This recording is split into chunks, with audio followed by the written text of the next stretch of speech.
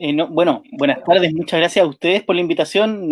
Hemos hecho seguimiento también mutuo de los trabajos. Para nosotros es una tremenda guía lo que ustedes vienen haciendo hace tanto rato ya en plataformas digitales y en presencial. Y bueno, dispuesto a conversar del patrimonio fílmico amateur. Nos gusta mucho hablar de este tema, nos gusta mucho hablar también de las ciudades, sobre todo Concepción. Yo no lo he dicho, pero yo estudié en Concepción, viví un buen rato en Concepción. Para mí es una ciudad muy querida, así que cada hallazgo que tenemos de imágenes de Concepción es una alegría tremenda. Entonces, además logramos hacer esta alianza con Memoria Fílmica Pencopolitana que nos permitió darle visibilidad a imágenes que teníamos hace harto rato. Hay imágenes de Conce del año 41, de Chihuayante también de la década de los 40, hay súper bonitas imágenes del campus de la Universidad de Concepción en los 60, en los 80.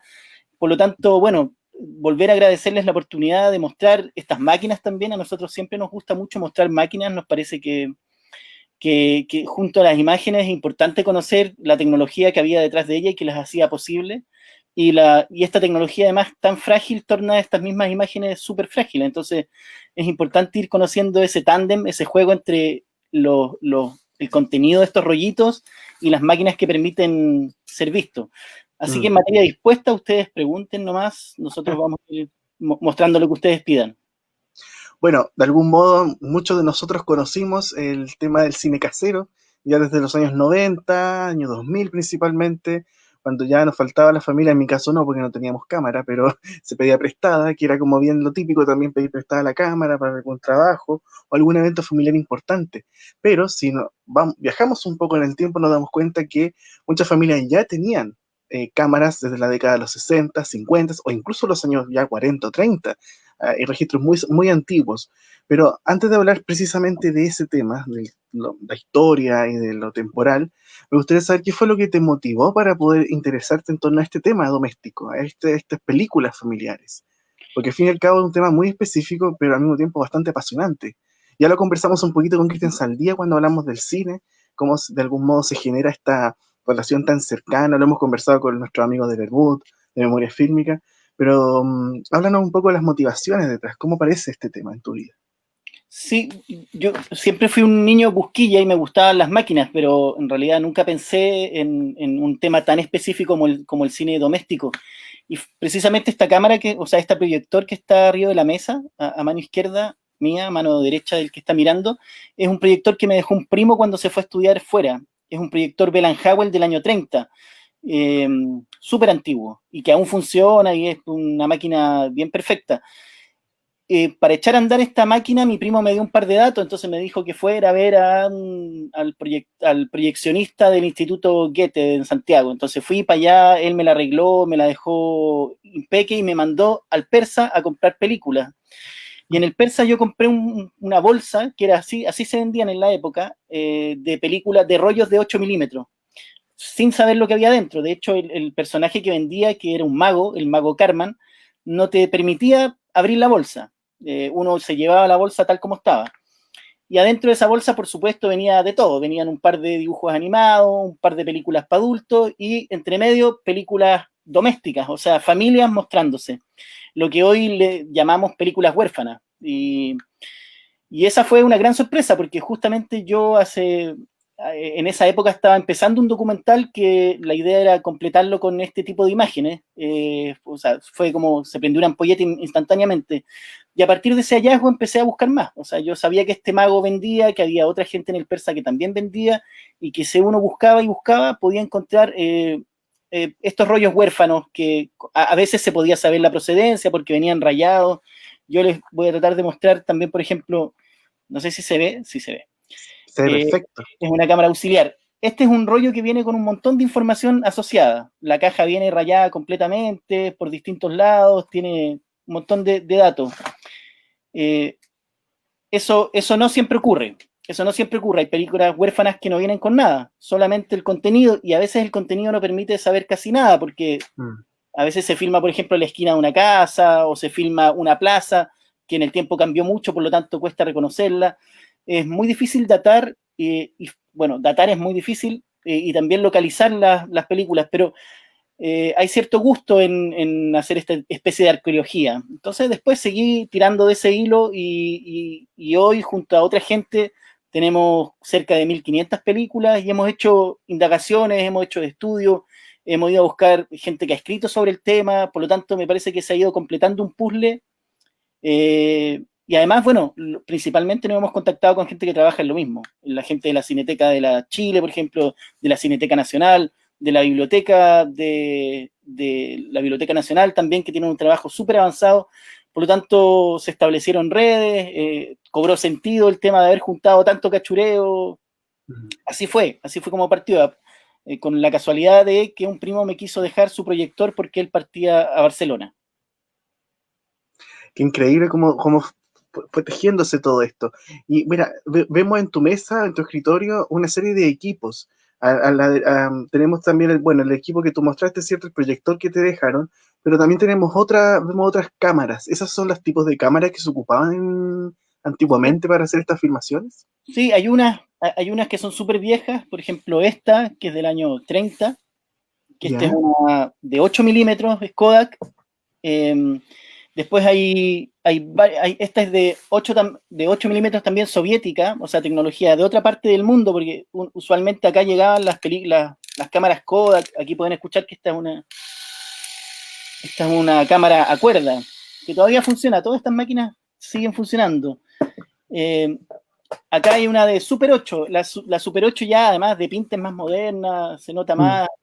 Esta además es creo la cámara que usaba Franco, el dictador español, o muy parecida. Esta ya es una tecnología distinta, Super 8, y porque ocupaba un cartridge, un cartucho, que es como una especie de cassette. No sé si lo ven ahí. Sí. Lo voy a acercar igual a la otra cámara. Perfecto. Este es un cartucho, por lo tanto aquí la gente ya dejó de tener contacto con el material fotosensible, ya no hacía falta tener conocimientos técnicos. Aquel que haya revelado o hecho fotografía análoga se acordará de que hay cosas que hay que hacer necesariamente en un cuarto oscuro, en un lugar con una luz de seguridad, una luz roja. Bueno, lo mismo pasaba antes de este cartucho. La gente que metía la película a la cámara tenía que hacerlo en un cuarto oscuro. Cuando aparece este aparato, este adminículo que es el cartridge, ya eso no hace falta. Por lo tanto, ahí también en ciertos estudios nosotros postulamos que algo cambia en el sujeto que filma.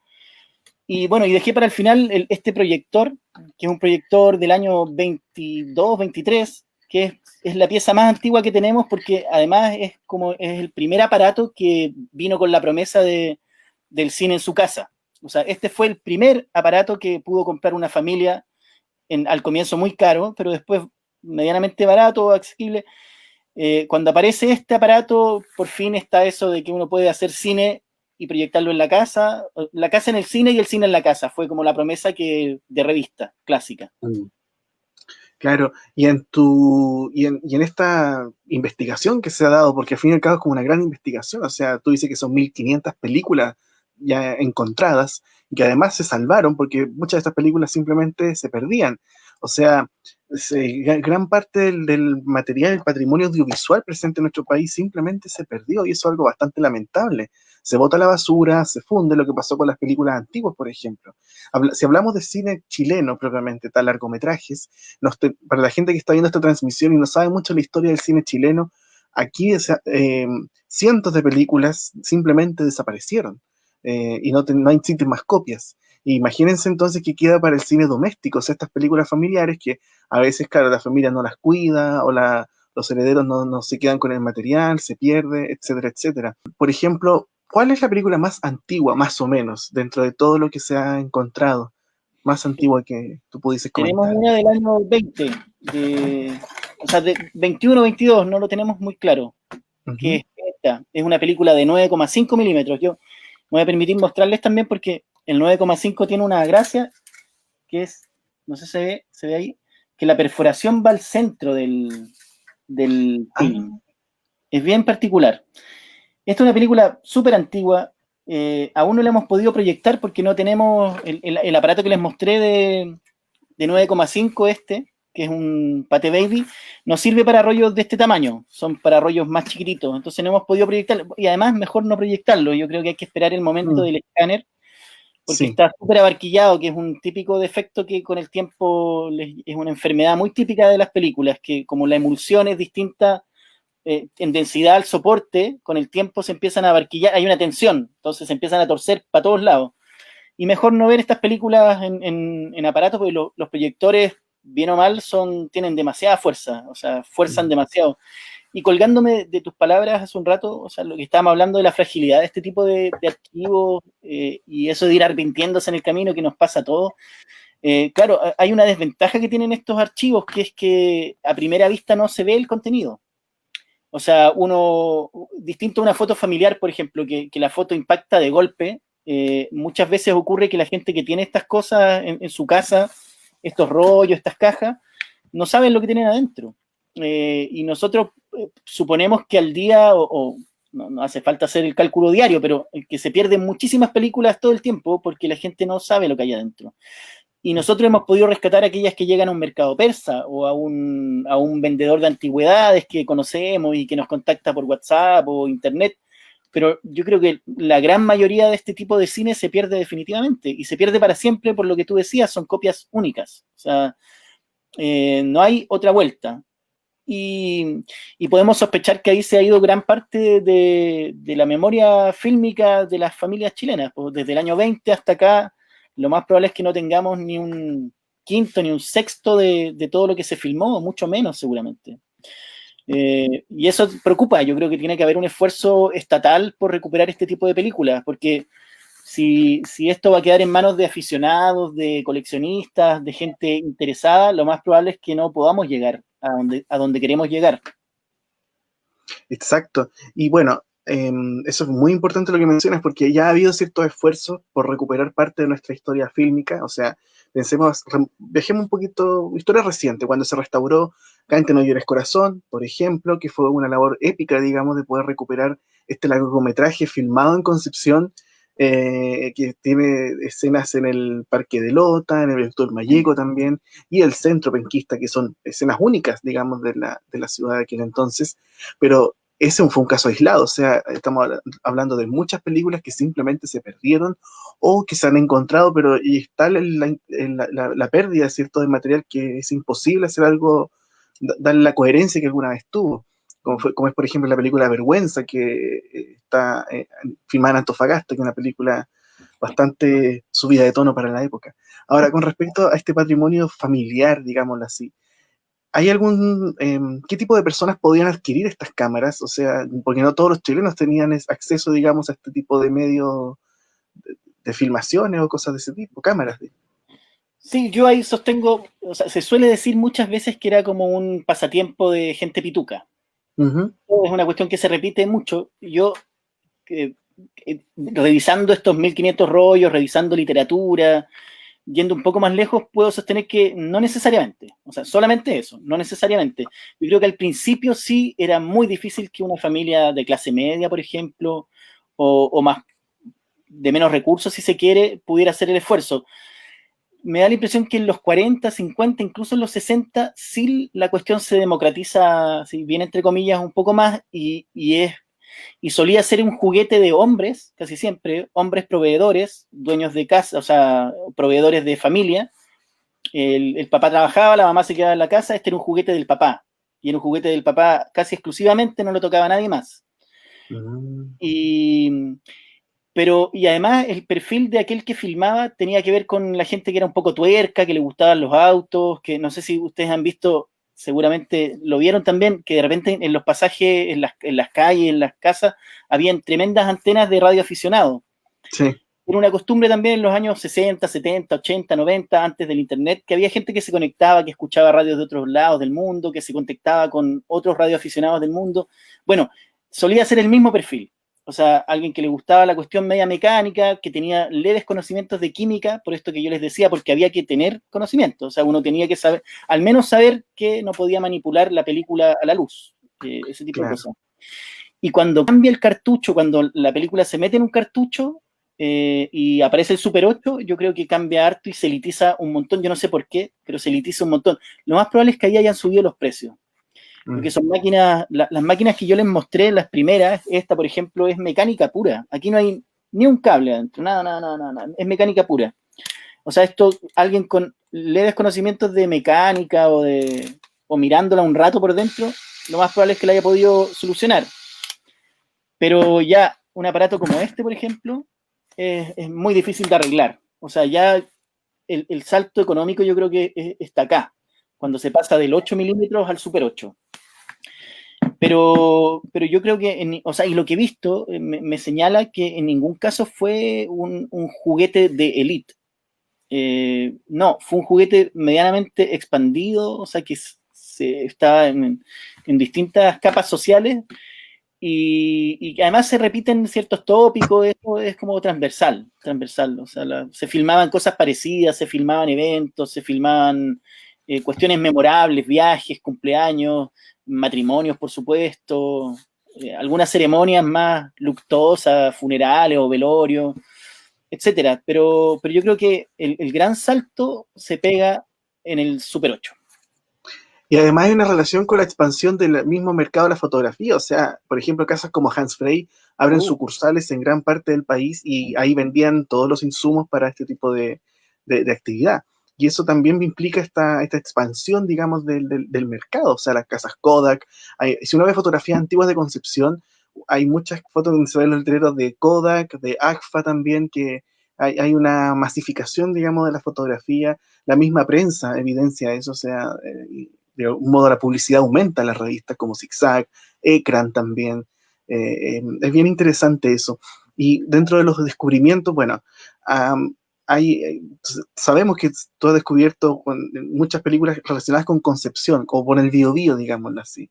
Y digámoslo así también, es bien interesante esa relación con el territorio, de cómo van apareciendo ciertas cosas en las películas. De repente uno ve una casa, ya, una película familiar, pero oye, pero esto parece que está en Conce, o puede ser Talcahuano. ¿Cómo es esa labor, digamos, de empezar a detectar esos lugares? ¿Y cuál fue la primera película de Concepción que puedes comentar, quizás? Sí, bueno, eso es súper interesante porque, claro, gran parte del cine amateur funciona dentro de la casa, pero las condiciones técnicas de una filmación adentro de la casa no son muy buenas por una cuestión lógica, la luz. Entonces, rápidamente la gente descubre que es mejor filmar afuera. Y no solo el patio de la casa, si es que lo hubiera, sino también cuestiones que ocurren en el espacio público. Y siempre, siempre, siempre, siempre, aunque el primer plano sea el niño dando sus primeros pasos o un grupo de niños jugando a la pelota, siempre, siempre se asoma la ciudad en alguna parte, o el campo, o el paisaje. Y eso permite ir conociendo, permite ir localizando lugares, o sea, localizando las películas, sabiendo dónde fueron filmadas. Y nos pasó con varias películas en Concepción que, de hecho, la gente de Memoria Fílmica Pencopolitana nos ayudó un montón en situarlas porque no teníamos idea dónde eran. Una avenida rayada como Chihuayante, pero era una plaza que yo, que vivía en Chihuayante, no hubiese sido capaz de reconocer. Y esa es del año 41, es una película súper bonita que cuando tú me digas la ponemos. Además son Démosle, sí. súper Yo, cortas.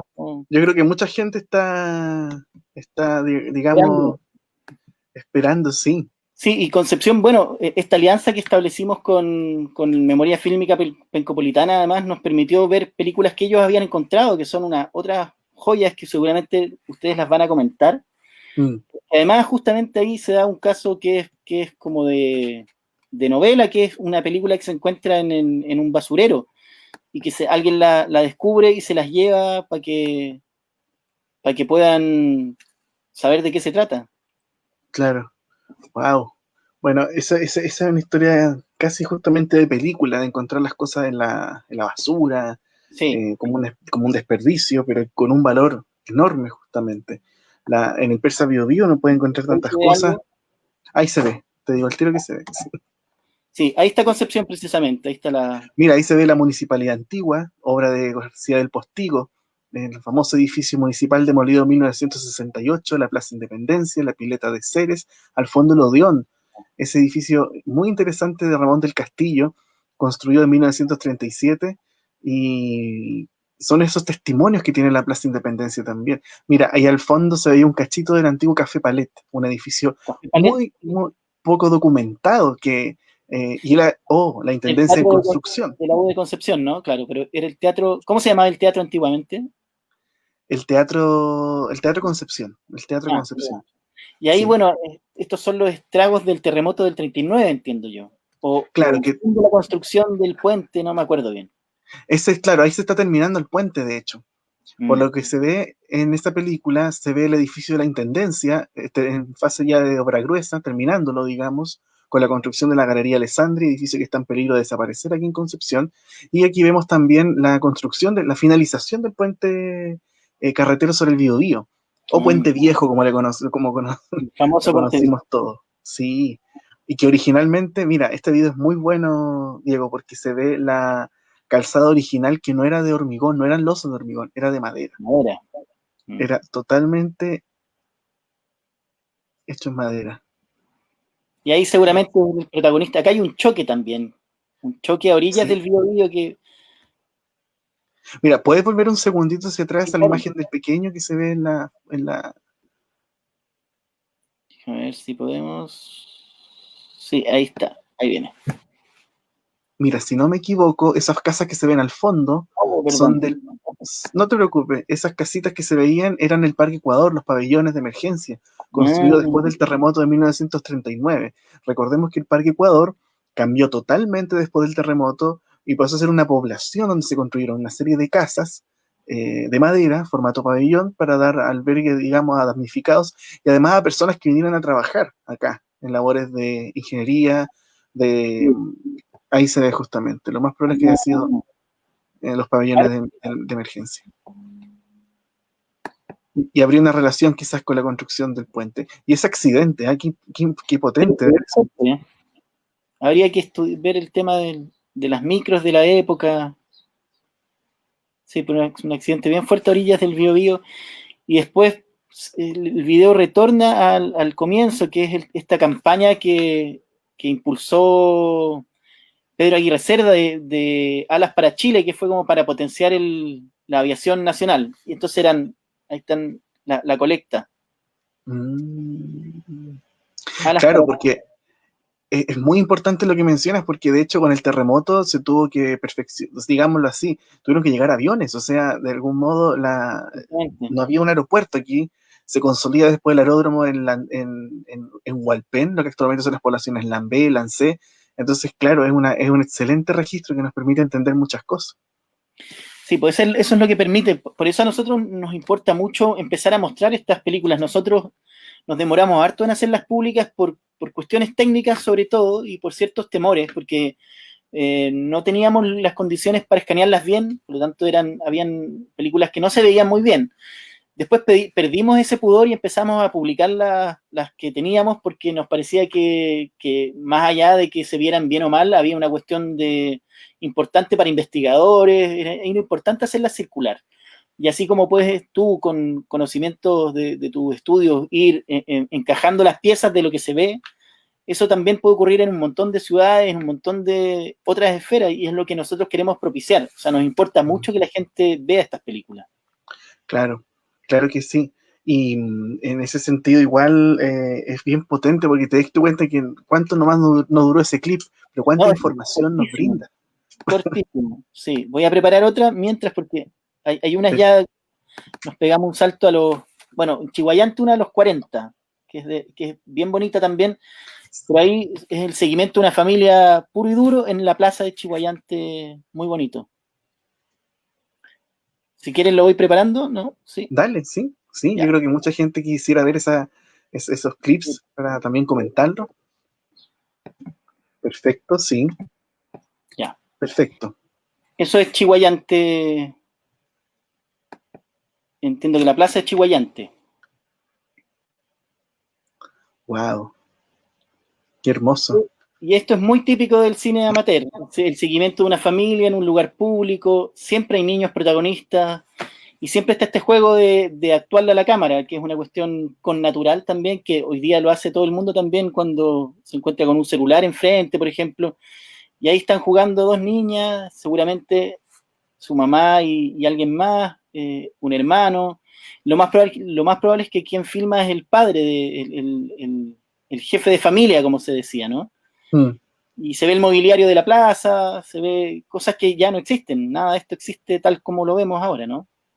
claro, Aparte comprendiendo el hecho que Chihuayante en aquel entonces no era una comuna consolidada como la conocemos hoy, o sea, tenía las casas eran bastante distantes una de la otra, muchas casas quinta también presentes en el lugar, y además un sector industrial muy relevante con las fábricas como el Tigre, o los paños Caupolicán también, o las fábricas Schauf, la cual hemos hablado muchísimo en esta página. Así que es una mirada diferente a Chihuayante. Claro. También es muy corto, 1 minuto y medio. Claro, este dura 1 minuto y medio, más o menos exacto. Juegos clásicos de niños.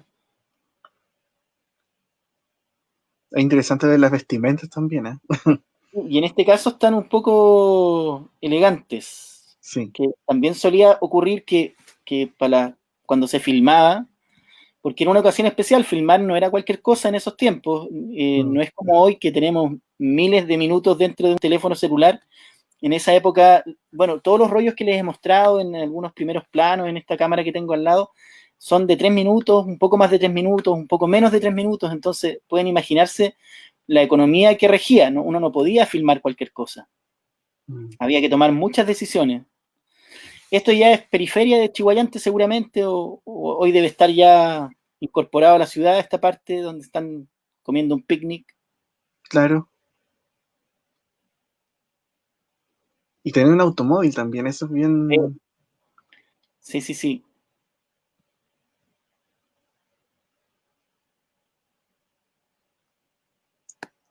Esa era. Wow. No, fantástico. Dejar de compartir, ¿no? Sí. Y ya después podemos mirar unas que son de los años 60, que son ya más a colores, por supuesto. Tampoco era tan común, pero estas son a colores del campus, que ya yo creo que el campus a esa altura está ultra consolidado como un hito de la ciudad, entonces la gente que venía de afuera iba directamente al campus, era una visita impostergable. Totalmente. De hecho, bueno, el campus de la Universidad de Concepción es bien interesante porque desde que se construye, desde que se consolida como tal, entre finales de los años 20, principios de los años 30, automáticamente pasa a ser un espacio de encuentro para la comunidad penquista. O sea, hay fotografías antiguas gracias al archivo fotográfico. Un gran saludo a Claudia Rizaga, invitada previamente a este espacio del archivo fotográfico UDEC, y que nos muestran justamente cómo ya la gente se iba a pasear en bicicleta, paseaba con sus perros. Ya estamos hablando de los años 30, 40, 50, así que me imagino los años 60 cómo fue justamente, y cómo también es ese cambio, de ver la película en blanco y negro a ver la película en colores, que eso igual es...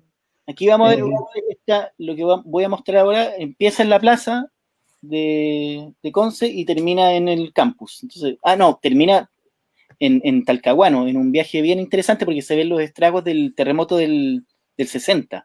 Del 60. También es súper interesante. Ahí se ve. No se está compartiendo, o quizás se demora en cargar, posiblemente. Sí. No sé si ahora lo ven. No, tengo que aceptarla. Voy a tratar nuevamente. Ahora Sí. ya. Perfecto. Mira, ahí se ve la plaza de tribunales, lo que se conoce como Plaza René Schneider también, y el edificio de los tribunales en construcción. Mira, no sé si podemos hacer una pausa en esa misma toma. Está un poco... Estas son las cosas técnicas que yo les contaba que nos impedían, o sea, que nos daban un poco de pudor, pero no teníamos mejores aparatos cuando escaneamos esta película, pero se ve igual, digamos. Yo creo que no debería ser un problema para poder darle un vistazo a estas imágenes que tienen altísimo valor. Claro, fíjense que los tribunales los tribunales en Concepción es un edificio que se demoró 18 años en terminarse. O sea, estamos hablando de una obra que quedó como se puede ver ahí. O sea, se construyeron los volúmenes laterales, pero ese cuerpo curvo que es tan bonito que uno atraviesa, ¿cierto? Como remate la diagonal, permaneció mucho tiempo así en obra gruesa. De hecho, hay una historia bien divertida. A principios de los años 60, para unas elecciones parlamentarias, se usó como local de votación, así tal como lo ven en esa imagen. Y tuvieron que poner escaleras por fuera. Y en los distintos niveles se ocupó. Sí, y la gente tenía que subir con una escalera para poder llegar a votar. Historias ridículas de Concepción.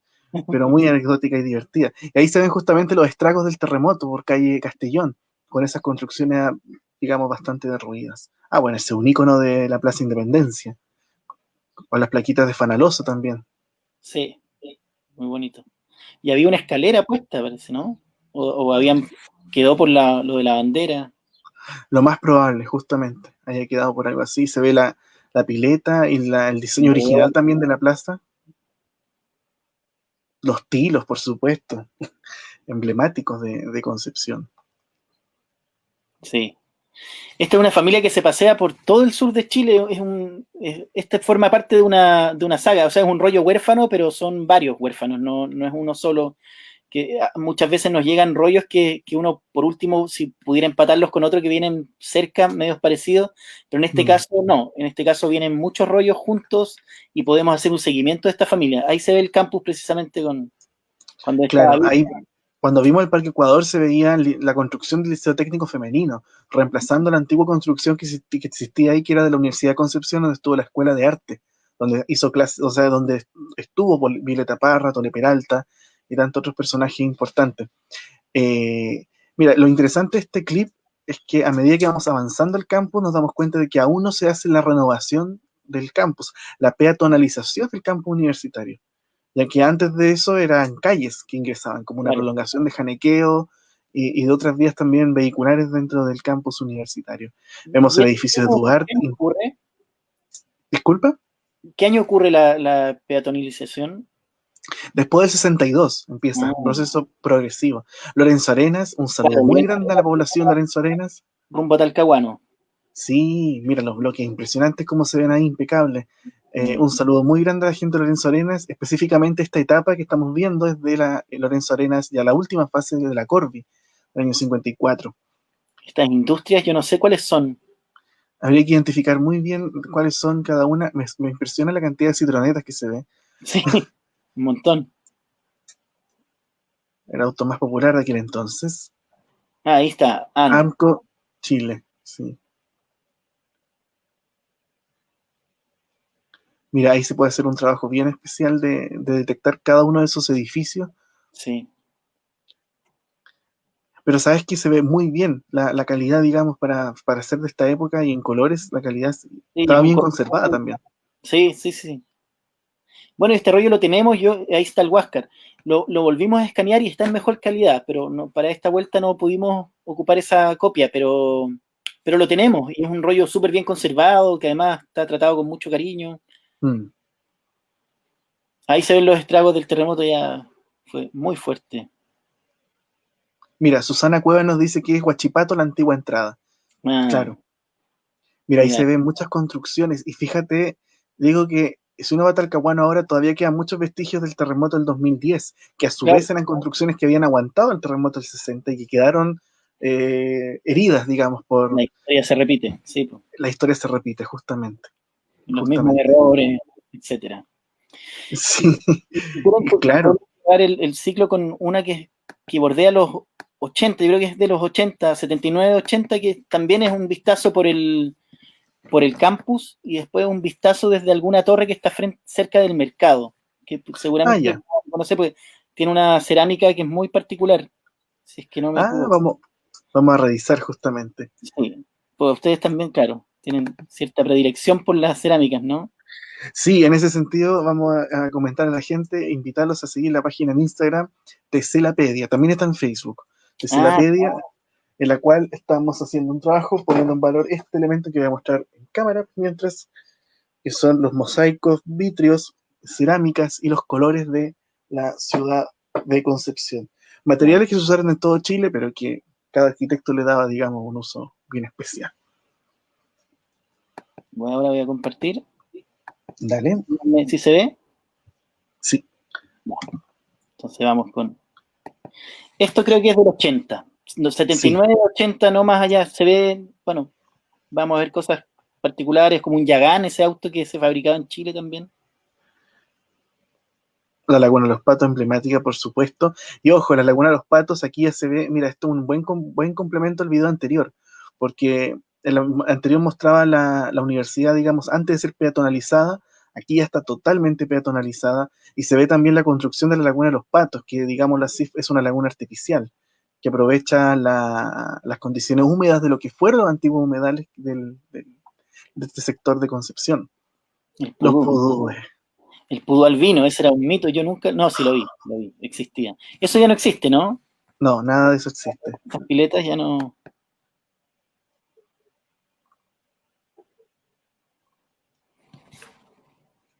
Y aquí hay distintas vistas bien bonitas del campo. El Yagán, tienes toda la razón. Un yagán. Estuvimos hablando. Sí, es que el Yagán, mira, es súper importante el Yagán porque en el capítulo número, que ya se me olvida absolutamente porque la memoria falla de repente, pero en el capítulo 23 de Historia Arquitectónica Presenta estuvimos con Alfredo da Venecia y hablamos sobre el Yagán, de una exposición que realizó sobre la historia de ese automóvil y la importancia que tiene en la historia chilena. La Biblioteca Central de nuestro querido Roberto Boicolea con Emilio Duarte, por supuesto, y esa parte que tocabas de proyectar es súper importante, que es la construcción ya del nuevo campus. O sea, la Biblioteca Central marca los cines justamente, sí. Claro, este video ya es de los años 80, se ve la torre de la está enrejado. Para mí fue toda una sorpresa, fui hace poco a Concepción y estaba enrejada la parte de atrás de la Casa del Arte, que no sé de qué año es la reja. Sí, justamente se lo enrejaron hace unos 10 años, más o menos, o un poco más de 10 años. Y aquí, mira, pues, no sé desde dónde es esta filmación. Ya, yo te voy a mostrar algunos comentarios. Claro, si quieres. Ahí, mira, ese edificio grande que se ve como dominante, más oscuro, es el Hotel Araucano. Y es bien interesante lo que se ve del Hotel Araucano porque se ve con su diseño original, que mucha gente recuerda que el edificio estaba totalmente, uno lo veía y era como de cristal, o sea, tenía diferentes planos de cristal con colores, ¿cierto? Y llamaba la atención por esas líneas horizontales, que eran como anillos, básicamente. Esa idea de la transparencia, la liviandad de los edificios, muy importante. Al fondo, bien amarillo, se ve el edificio FIUC, en Caupolicán con Barros Arana, y más al fondo vemos la torre del edificio Pedro de Valdivia, con esa franja amarilla en vertical, del arquitecto Ricardo Hempel y Santiago Roy. El FIUC que les mencioné, Osvaldo Cáceres. Mira, esta toma está impresionante. Esto está filmado esto es calle Lincoyán, y esto está filmado, debe estar filmado desde la Torre Cormu, lo que fue la Torre Libertad, que se le conoció también en la esquina de O'Higgins con Lincoyán, torre que sucumbió producto del terremoto del 2010, próxima a la Contraloría. ¿Y qué alcanzamos a ver acá? La parroquia San José, ese edificio, digamos, de religioso que tiene una forma bastante singular, ¿sí? Y un poquito más atrás, el colegio Sagrado Corazón, que con su diseño original, que era una manzana entera dedicada a la educación, que claro, con los años vendieron una parte, cosas de ese tipo. Cerro Chepe, el molino. Industrias, claro, el puente. El molino, ahí se ve el molino, edificio demolido hace unos meses. En tendencia, bueno, en la estación, ¿no? La estación de trenes justamente de Luis Herreros, construida después del terremoto del 39.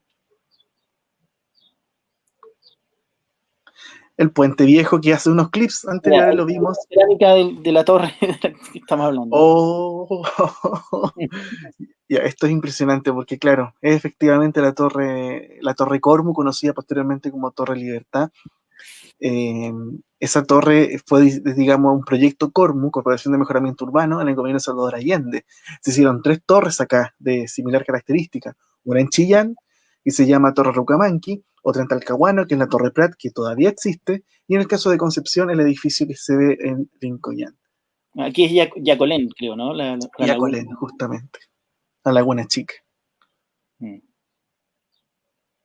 Oye, perdón, ¿la torre se cayó? Tuvo daños de consideración, sí. Tuvo daños de consideración y se demolió posteriormente. Esto es lota, es una mezcla que hicimos con la gente de Memoria Fílmica Pencopolitana, pero si quieres volvemos a...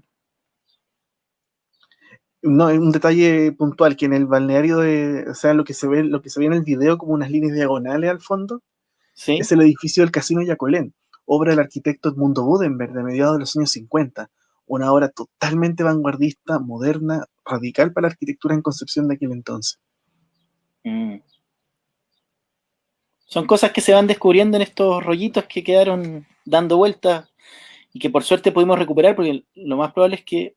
Es el castillo. Sí, que ya no existe. que ya no existe, obra de Juan Eduardo Ferman, un edificio bien interesante también de los antiguos palacios que ocurrieron, que se construyeron acá y que de hecho fueron set de diferentes eventos, como, bueno, afirmaciones como esta, o Canto no llores corazón, que lo mencioné hace un rato, esta película que se filmó aquí en la zona.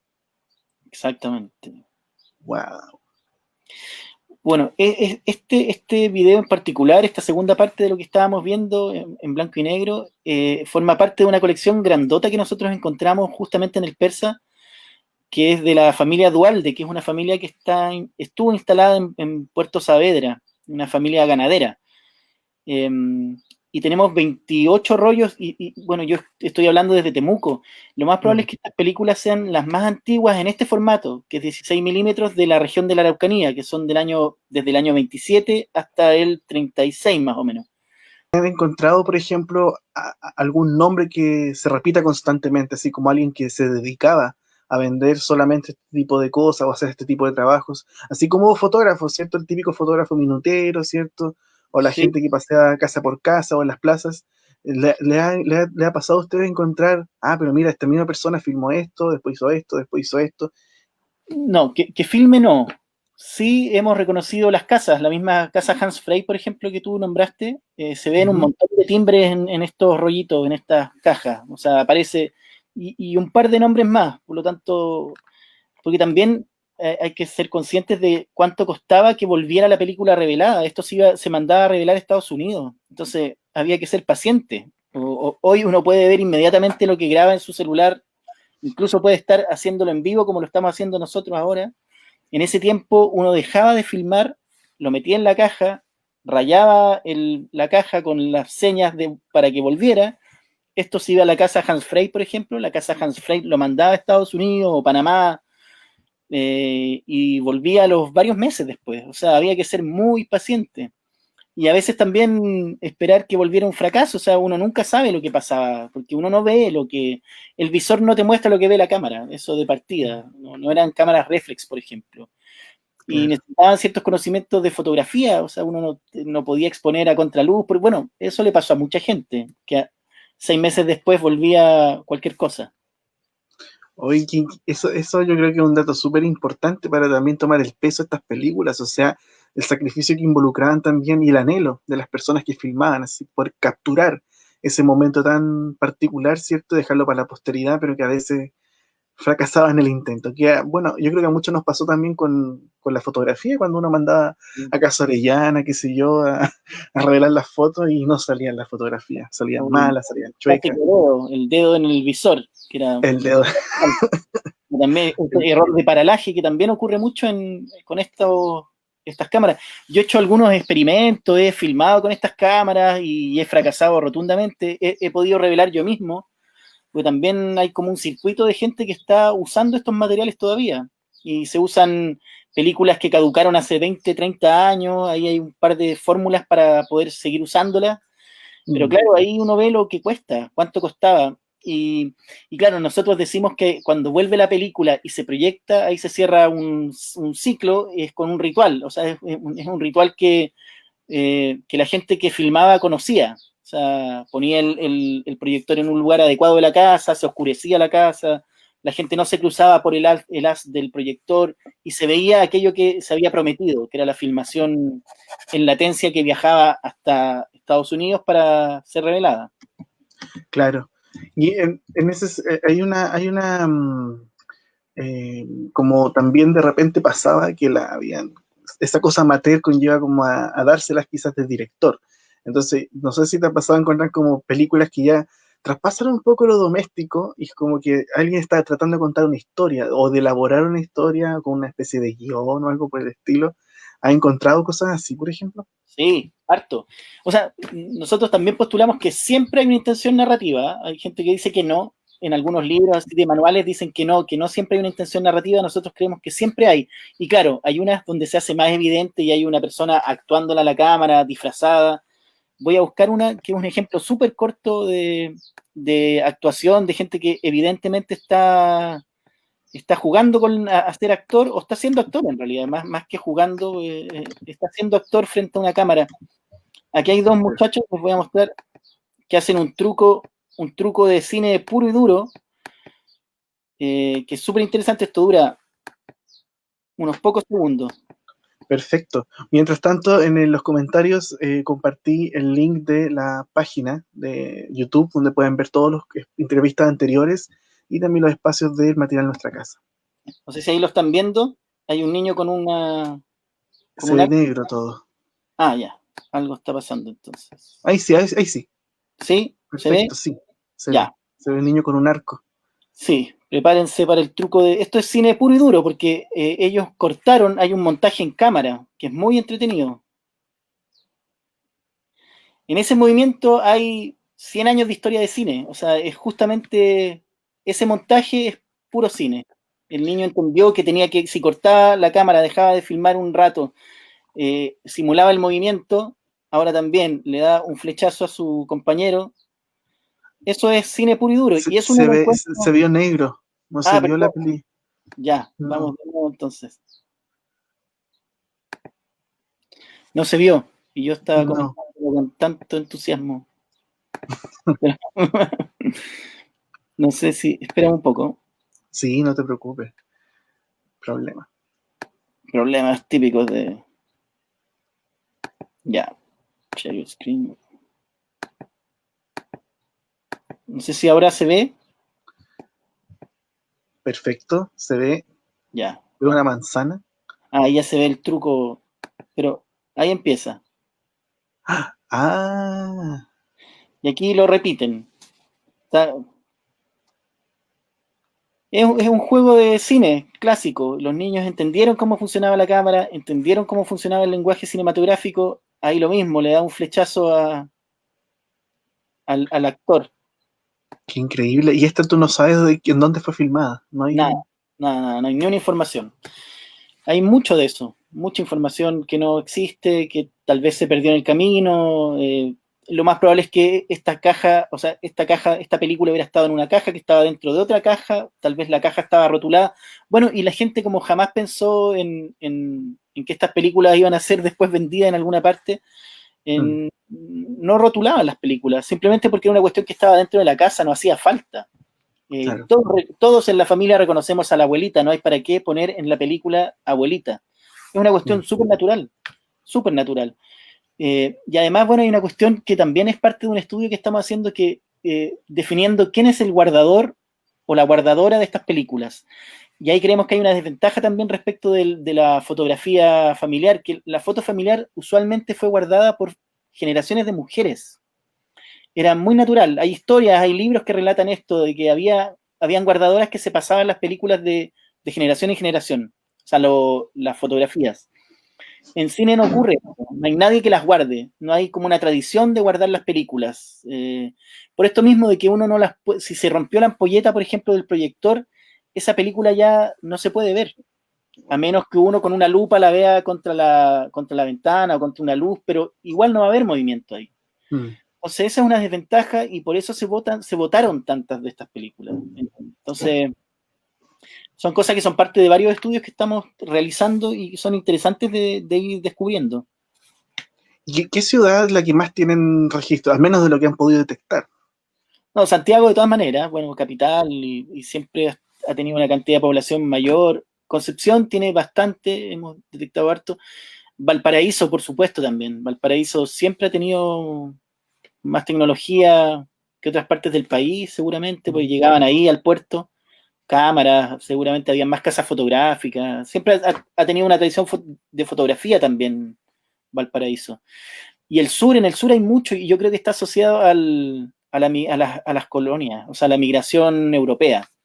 De hecho, tenemos muchísimas películas de Río Negro, por ejemplo, cerca de Osorno. De Valdivia un par, pero no tantas, pero hay muchas de Osorno, Puerto Varas, Puerto Montt un poco menos. Temuco, yo estoy acá, pocas también, pero hay una zona en particular, como Río Bueno, esa zona hay hartas, y se nota que son familias alemanas o migrantes europeos, evidentemente. Y es muy interesante eso también. Ellos viajaron con tecnología, Claro. o se hicieron de tecnología de aquellos de los países de origen. Lo más probable es que filmaran con cámaras alemanas, por ejemplo, con las NIS o la Brown, etcétera. Claro, y aparte en esa época igual se vendían películas, esas típicas películas promocionales, o sea, me ha tocado ver de repente, no sé, como tipo souvenir, así, llévese un registro en el Archivo Universal Bio Bio tenemos guardadas unas películas que son de Ibiza, que son de España, otras que son de diferentes, pero son muy antiguas y son netamente souvenirs, que los tenían ahí, digamos, a la venta en alguna tienda, o incluso películas animadas que también se vendían, habrá sido los años 50 aproximadamente, por lo O sea, tanto también...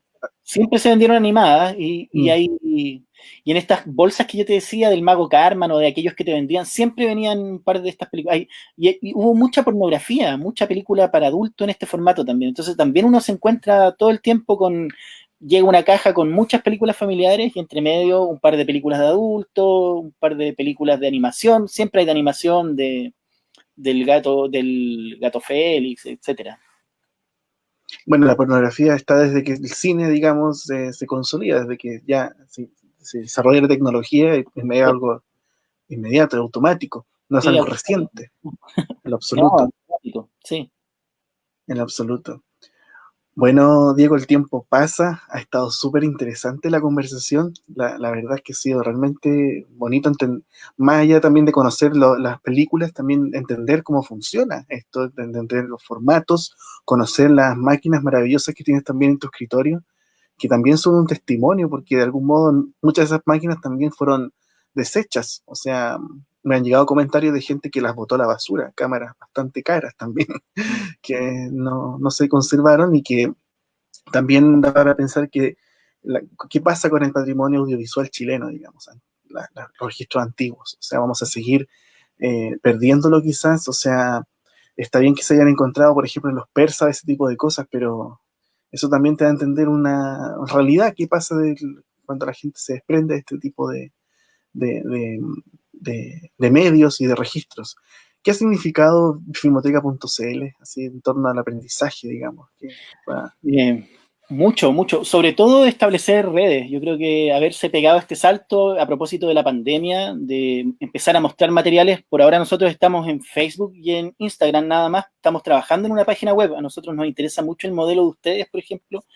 Creo que las redes sociales están súper bien para mostrar cosas y que la Mm. gente las vea rápido, pero también es interesante que investigadores, gente que tenga ganas de llegar un poco más lejos con las indagaciones, tenga un espacio donde encuentre un material catalogado, por ejemplo, con estándares internacionales. Entonces, por eso estamos trabajando en la página. Pero ha significado puras cosas buenas. Este mismo encuentro que estamos teniendo ahora, por ejemplo, para mí es súper gratificante porque estas películas que yo he mirado muchas veces empiezan a cobrar nueva vida cuando ese edificio que uno ve al fondo tiene nombre, cuando conoces las historias que están atrás también. En este caso, la historia arquitectónica del lugar. Mm. Eh, y bueno, y aprovechar también a propósito de lo último que dijiste, yo creo que estamos en un súper buen pie. Hoy creo que hay una escena que es relevante, creo que errores que se cometieron en el pasado ya no se van a repetir. Hay la Cineteca de la Chile que hace una labor maravillosa, la Cineteca Nacional que hace otra labor maravillosa, el Archivo Fotográfico y Audiovisual de la Biblioteca Nacional que también tiene un trabajo particular con el cine doméstico. Entonces yo creo que Cariño a Soledad Barca, Uh, que la vamos a estar después. yo creo que estamos en un pie súper bueno. O sea, yo creo que estamos súper cerca de consolidar un trabajo común que permita no seguir perdiendo cosas. Bueno, para ir cerrando también, Diego, algo comentabas tú de, bueno, la página web, establecer nexos, lazos. ¿Qué otras cosas más tienes pensada, digamos, para a corto, mediano o largo plazo? No, mientras dure la pandemia y tengamos que tener este tipo de reuniones, bueno, hacer todas las que se puedan, porque está interesante este formato, pero una vez que termine la pandemia, a nosotros nos interesa poder hacer talleres y viajar con las máquinas sobre todo. Nosotros ya lo estábamos haciendo un poco antes de que se declarara la cuarentena y la pandemia desatada Ujú. y el resultado es maravilloso. O sea, poder mostrarle a los niños cómo funcionaban estas máquinas, que escuchen el ruidito del proyector, que vean la luz saliendo de la máquina, es genial. Eh, y bueno, eso, o sea, seguir vinculándonos. Yo creo que también hay un trabajo que dejamos de hacer, que es la pesquisa. O sea, nosotros no podemos ir a feria a buscar películas, por ejemplo. Estamos funcionando solo con nuestros proveedores digitales, online, WhatsApp, pero que trabajan maravillosamente bien, pero claro, uno nunca sabe con lo que se tropieza cuando va a una feria de las pulgas, cuando va a la casa de alguien que te dijo, que supo que había una proyectora. Eso hemos dejado de hacerlo y eso tenemos ganas de seguir haciéndolo. Y continuar con las investigaciones sobre todo también, pero por ahora nos parece que vamos bien, que vamos encaminados, que estamos mostrando cosas que resultan interesantes para el resto de la gente, y estamos abriendo puertas para que investigadores e investigadoras puedan meterse bien adentro en el cine doméstico chileno. Fantástico. Bueno, aprovechamos de hacer el anuncio, o sea, todas las personas que están viendo esto y que lo van a ver después, si tienen alguna película en su casa que no saben cómo reproducirla, que no saben qué diablos tiene, filmoteca.cl es la respuesta también a sus inquietudes. Sí. ¿Cómo podemos contactarnos con Filmoteca? Ah, por Instagram, básicamente, o por Facebook, nosotros estamos contestando todo el tiempo los mensajes que nos llegan. Es @filmoteca.cl en las dos plataformas, Facebook e Instagram. También archivo @filmoteca.cl es un mail que usamos también bastante. Y sí, pueden mandarnos las películas. Es un formato que funcionó súper bien con memoria fílmica pencopolitana, que ellos nos mandaron películas vía Star, que no Chile Express. Las películas fueron digitalizadas con el mayor cuidado y volvieron a sus dueños sin ningún problema. Por lo tanto, también hay que perder ese miedo. Nosotros entendemos que hay cierta desventaja en que las películas viajen, pero bueno, tenemos que acostumbrarnos en un país como este, tan centralizado, donde casi todo tiene que viajar a Santiago. Bueno, en este caso viaja en otra dirección, pero nosotros procedemos con el mayor cuidado. Y sí, también siempre le recomendamos a la gente que mande sus películas a las bóvedas que existen, que son la Cineteca Nacional, la Cineteca de la Chile y el Archivo Fotográfico y Audiovisual de la Biblioteca Nacional. O sea que es el mejor lugar donde pueden estar. Y eso no significa que ustedes pierdan los derechos sobre la película. Yo creo que lo mejor que puede hacer la gente es digitalizarlas y además guardarlas en un lugar que garantice su preservación por muchos años más. Excelente. Bueno, Diego, muchísimas gracias por tu tiempo, por compartir tu trabajo también, por compartir tus máquinas, la labor tan hermosa que ha sido de Filmoteca.cl. Eduardo Castro comenta, felicitaciones, un bálsamo de conocimiento y amor por lo patrimonial. Gracias a Nora, también Susana por comentar, Nico. Y nos veremos pronto para una nueva sesión de Historia Arquitectónica Presenta. Como les digo, esta fue una ocasión especial, que fue muy bueno que haya sido, que hayan fallado los equipos para hacerla, digamos, por Facebook y no por Instagram. Y ya se vienen los capítulos 30, 31 y 32, vamos a estar avisando quiénes están. Y el lunes nos vemos en el Matinal Nuestra Casa con espacios de arte en Concepción. Cómo fue transformándose esta idea de los espacios y museos en Concepción desde la primera mitad del siglo XX hasta los años 70. ¿Alguna otra cosilla, digo, que quieras comentar? No, Antes de darle el... gracias a ti, a Historia Arquitectónica de Concepción. Felicitaciones por el trabajo nuevamente. Saludo a la gente que conozco, a la gente tan querida que dejé en esa ciudad hermosa. Y nada, muchísimas gracias. Siempre es un placer poder hablar de estas cosas. Además, creo que una retroalimentación súper bonita entre lo arquitectónico y lo fílmico. Creo que se alimentaron los dos ámbitos de forma muy potente. Muchas gracias. Súper bien. Bueno, muchísimas gracias a todos y nos vemos.